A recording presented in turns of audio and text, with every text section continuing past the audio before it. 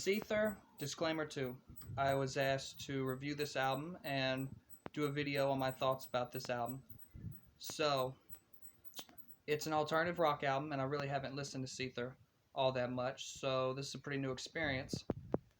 And so it's 18 tracks, 72 minutes, which is pretty common for an alternative rock album, which, sometimes is a pet peeve for me, the albums being pretty lengthy. But, with alternative rock albums, it's very common, so it didn't really bother me all that much.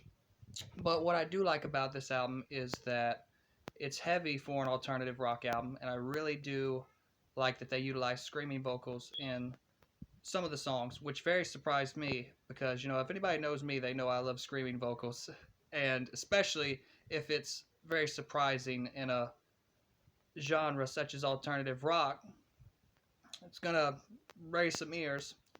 So, I do like that they also did a lot of acoustic melodies on this album too, which pretty much, they did half heavy and half acoustic, so it was pretty well balanced in this album. And I do feel like a lot of the lyricism was pretty solid on most of the tracks.